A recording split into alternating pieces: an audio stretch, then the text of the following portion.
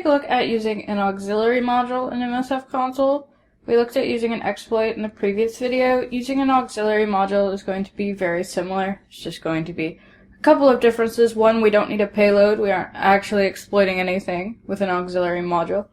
Our auxiliaries are going to be used for various purposes. In this case, we're just going to gather some information. Particularly, we want to know which SMB pipes are listening on our XP target. So in our previous example, we saw that SMB pipe option. We actually see it here. I'm still in the context of that MSO067 exploit here. If I do a show options, I can see the SMB pipe option, which by default is set to browser. And in the previous video, I just told you to believe me that that is correct.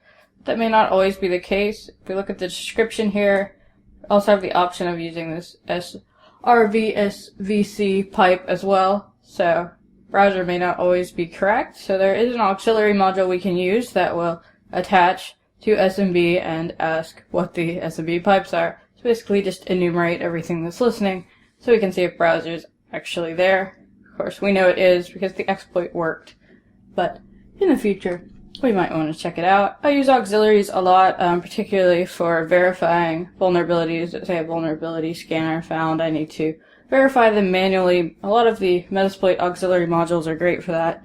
Of course, information gathering and some vulnerability analysis as well. So we'll use lots of auxiliaries throughout the class. There's even some servers we'll set up, like an SMB server for our post-exploitation for capturing some traffic and post-exploitation. So we'll see lots of auxiliaries. But let's just start with one. We can, of course, do the info command if we want to, but let's start with use this time. And again, you can drop off the word auxiliary and the first slash if you want to.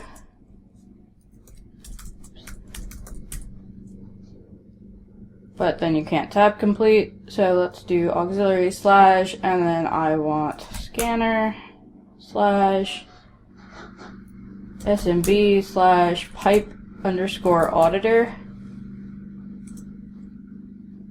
Now if we show our options here, it's going to be a little bit different. For our auxiliaries, instead of our host that we see on our network exploits, we see our hosts with an S, so we can ask it to scan multiple hosts.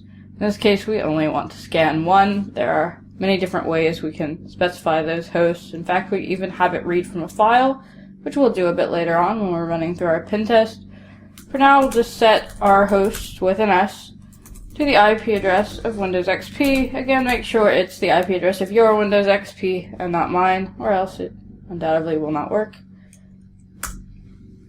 SMB domain is set to workgroup. Our XP box is actually not a member of a domain. Our Windows 7 box is a member of a domain, but Windows XP is just a member of the workgroup, so we can leave that as is. It also has options for SMB pass and SMB user, so if we wanted to give it a username and password to authenticate as, we could do so. Here we're just interested in what pipes are available to the anonymous user, so we can use our MSO067 exploit. So we can just leave those blank. We see they are not required, so we see no here for required. So we can just leave those blank and it will still work fine. We also see threads currently set to 1. If we wanted to scan lots of different hosts, we may want to up the threads, make it multi-threaded. We'll go faster in that case, but we're only scanning one host, so 1 is just fine. Again, we don't need to set a payload here. We're not actually exploiting anything. So we can say exploit. I always kind of just say exploit no matter what, but you can also say run for your auxiliaries. So run or exploit. Again, I always go with exploit. It always works. So easier for me to remember than having to know 2 commands, but you can do either. And not quite as exciting as exploit, of course, because all we did here was gather some information, particularly what named pipes are listening on that SMB server, and the only one that's listening is that browser pipe. So it's good that we left the named pipe, or SMB pipe as the option is called for the MSO067 module. It's good that we left it as browser, because that is indeed the only one that's listening, so it's the only way it would work. So again, just a little information here. We'll use lots of auxiliaries throughout the class, but main points being that it's our hosts instead of our host, and it's also no payload required. Otherwise, you may see different options. Well, you will see different options depending on what the auxiliary is in this case, since it's talking to SMB.